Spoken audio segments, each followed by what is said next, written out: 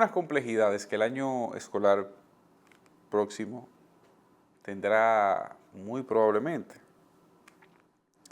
Y esa relación al tema de la situación de escuelas en el país. Recordemos que el año escolar, este año escolar que recién, bueno, que ya no recién, que inició el año escolar 2024-2025, tuvo un impasse a principios de año, que fue la ausencia de aulas para que algunos niños recibieran docencia, para lo cual se emitió un bono que ante la incapacidad del Estado de gerenciar los centros educativos, de construir los que necesitaba, pues entonces sencillamente se tuvo que recurrir al sector privado para satisfacer la demanda de educación de muchos niños.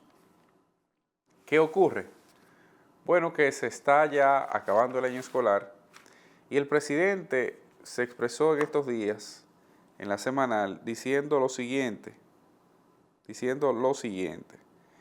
el presidente Abinader: todo lo que dejó Ángel Hernández, todo lo que dejaron los antiguos ministros de los gobiernos anteriores, nosotros hemos tenido que continuar, inclusive algunas construcciones que desde Hipólito Mejía las habían abandonado, que desde Leonel Fernández las habían abandonado, refiriéndose a que las escuelas no se habían concluido en ese sentido. Yo creo que el gobierno tiene que dejarse de excusas, porque ya a esta altura del camino, el gobierno debió presentar resultados en torno a la rehabilitación de esos centros educativos. Que muchos de esos centros están invadidos por haitianos o por homeless, personas sin hogar.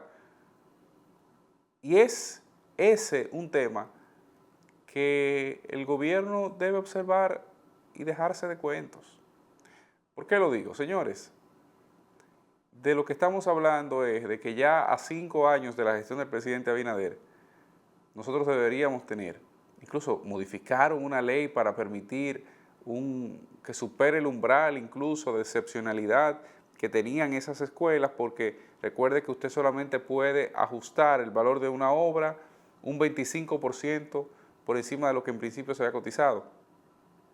Y ese ajuste de esa obra no podía realizarse si la ley no se cambiaba. Se modificó la ley y adivinen qué, todavía no se ha cambiado y en muchos casos la falta de ejecución de la parte restante sencillamente lo que ha provocado es, escuche usted, lo que ha provocado es la inobservancia y ha provocado el mismo retraso de siempre.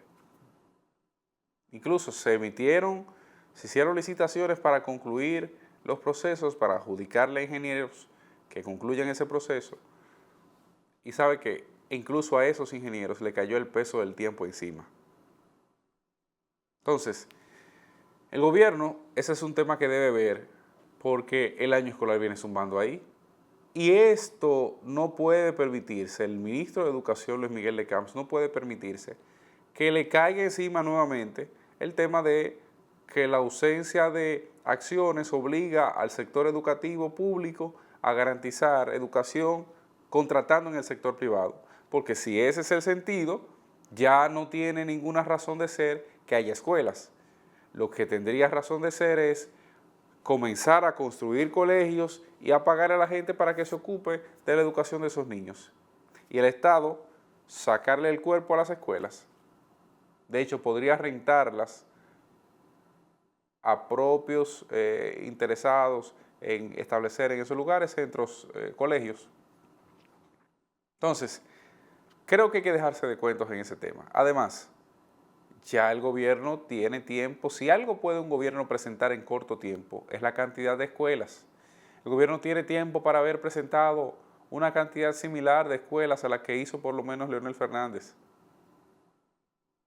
Pero se ha quedado muy rezagado en ese camino. Nuevas escuelas no ha hecho el gobierno y se necesitan, porque las aulas están saturadas. Aquí hay zonas donde no hay cupos. Aquí hay demarcaciones donde usted tiene 1 y 2 escuelas para una población de 100,000 habitantes. Métase en el Distrito Nacional, y analice cuántas escuelas hay en el Distrito Nacional, en una zona que vive casi 1 millón de personas. Faltan escuelas, faltan espacios, la educación cada vez es más cara, por lo tanto la demanda del sector público es cada vez mayor.